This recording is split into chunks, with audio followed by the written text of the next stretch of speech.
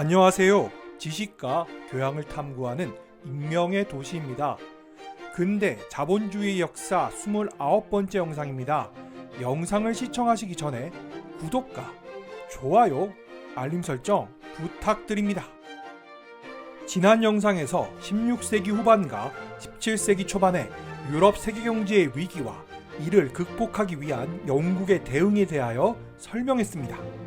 이번 영상에서는 이러한 대응이 17세기 잉글랜드에 어떠한 변화를 가져왔는지와 유럽 세계경제의 위기에 대한 대응에 있어서의 잉글랜드와 프랑스 사이의 차이에 대하여 이야기를 해보겠습니다. 16세기 후반과 17세기 초반 유럽 세계경제의 위기를 극복하는 과정에서 잉글랜드에게는 새로운 과제가 떠올랐습니다. 그것이 무엇이냐? 그것은 바로 새로운 시장 개척의 필요성이었습니다. 이때 잉글랜드의 수출에 있어 중요한 새로운 지역으로 스페인과 지중해 지역이 떠오르게 되었습니다.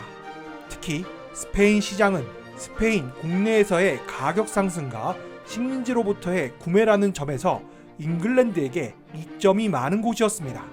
특히 경쟁국인 이탈리아의 산업이 쇠퇴함에 따라 잉글랜드의 수출은 더 증가하게 되었습니다.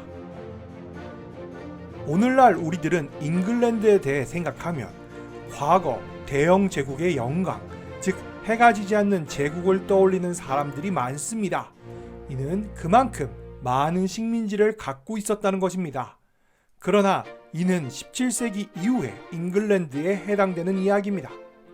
사실 17세기 이전에는 스페인을 제외하면 다른 유럽 국가들은 식민지에 많은 관심을 기울이지 않았습니다. 이는 잉글랜드도 마찬가지였는데 당시 잉글랜드인들에게 식민지 개척은 다소 모험적인 것으로 간주되었기 때문입니다. 17세기 이전 잉글랜드인들은 스페인이 이미 좋은 지점들을 장악했고 광활한 신대륙에서 무작정 채굴한다는 것이 부질없는 짓이라고 생각했습니다. 그러나 이러한 잉글랜드인들의 태도는 1600년 이후에 변화했습니다. 당시 잉글랜드는 제임스 1세를 중심으로 잉글랜드와 스코틀랜드의 왕위를 통합함으로써 스코틀랜드와의 유대를 다졌습니다. 그리고 아일랜드의 식민지화는 잉글랜드와 스코틀랜드 모두에게 많은 영향을 끼쳤습니다. 경제적으로 아일랜드는 잉글랜드의 노동분업 체계 속에 통합되었습니다. 이후 아일랜드의 살림은 잉글랜드의 목재 공급원이 되었습니다. 여기에서 잠깐 아일랜드의 살림에 대하여 자세히 살펴보겠습니다. 기록에 의하면 1600년에 아일랜드는 국토의 8분의 1이 살림으로 덮여 있었는데 100년 후인 1700년에 이르면 그 살림은 사실상 거의 사라졌다고 합니다. 그리고 잉글랜드는 아일랜드의 목재를 산업용으로 판매하여 쉽게 이윤을 얻었습니다. 물론 가정용으로도 많은 목재들이 벌목되었습니다. 또한 이 지역들은 이후 100년 동안 잉글랜드인들이 통제하는 중요한 제철업 지대가 되었습니다. 그리고 잉글랜드는 북아메리카 대륙에 정착지들을 건설하기 시작했습니다. 그렇다면 이전 세기와는 다르게 잉글랜드는 17세기에 이르러 북아메리카 대륙의 식민지 건설에 열을 올렸던 이유는 무엇이었을까요? 이러한 변화의 원인은 첫째, 스페인 세력의 쇠퇴와 둘째, 원료, 즉 저렴한 식량인 생선과 전쟁 시기에 발트해로부터의 공급이 차단될 우려가 있는 전략 물자들인 목재와 대마를 얻기 위함입니다. 그리고 셋째, 새롭게 건설된 정착지들은 제조업자들을 위한 새로운 시장과 동시에 빈민의 수출지가 될 수 있었습니다. 그러나 사실은 스페인 세력의 쇠퇴를 제외한 다른 두 가지 요인들은 17세기 이전에도 큰 차이가 없었습니다. 그렇다면 이러한 변화를 어떻게 해석해야 할까요?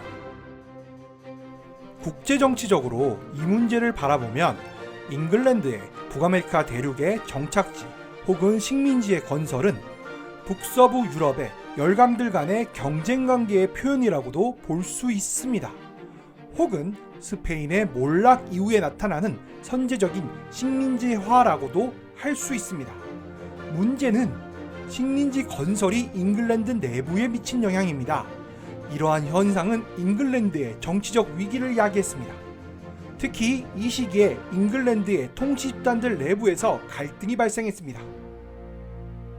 이러한 잉글랜드 내부의 갈등은 하나의 복잡한 투쟁이라고도 할 수 있는데, 이러한 투쟁의 중요한 추진력은 다음의 두 집단들 사이의 투쟁이었습니다.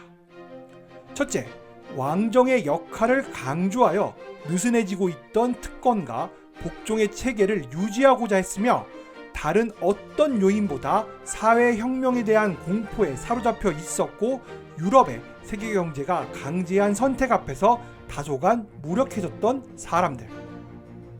두 번째 집단은 농업의 지속적인 상업화를 우선시하며 사회 형태의 어떤 변화를 환영했고, 궁정의 사치에서 어떤 미덕도 찾을 수 없었으며 세계 경제 내에서 잉글랜드의 이점을 극대화하려고 했던 사람들.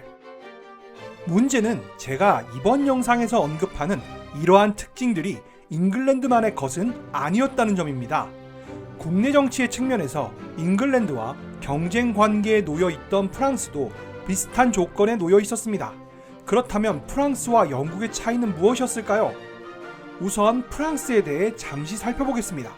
관련 연구에 의하면 1560년부터 1640년의 시기가 중세 말에 프랑스 귀족이 구체제의 프랑스 귀족으로 이행하는 결정적인 국면이었다고 합니다. 물론 이러한 현상은 잉글랜드에서도 비슷하게 나타났지만 프랑스에서는 매우 다른 방식으로 나타났습니다. 이를 단순화시켜 설명하자면 잉글랜드는 귀족 자신이 부르주아 자본가로 변신함으로써 단기적으로는 손해를 보았지만 장기적으로는 이익을 얻었고, 프랑스는 귀족이 부르주아로 하여금 그 고유의 기능을 포기하도록 강요하고, 그리하여 어느 정도 침체를 초래함으로써 단기적으로는 이익을 얻었으나 장기적으로는 손해를 보았습니다. 그렇다면 왜 이런 차이가 발생했을까요?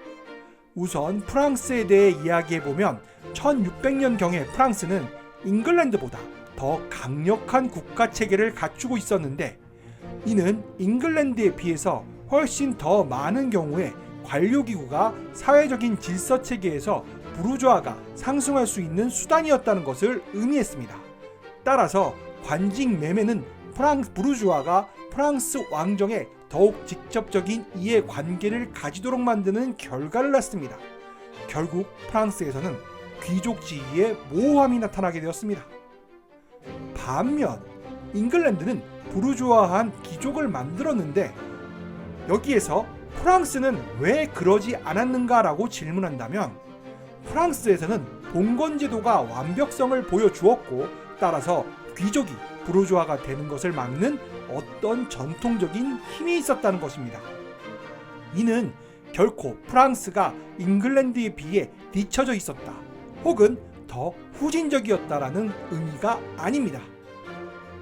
단지 프랑스 경제의 질적인 특수성 때문에 잉글랜드와 같이 부르주아 혁명을 가능케 할 수 있는 계급 집단들이 형성될 수 없었다라고 보는 것이 더 정확합니다. 이러한 내용을 바탕으로 16세기의 경제적 위기가 프랑스의 정치적 영역에 어떻게 영향을 미쳤는지 살펴볼 필요가 있습니다. 1600년에서 1610년 사이에 프랑스는 종교전쟁이 낳은 분열로 인한 손실들을 어느 정도 만회했지만 1610년 이후에 또 한 차례의 커다란 세태를 맞게 됩니다. 이는 잉글랜드와의 경쟁이 빚어낸 결과였습니다.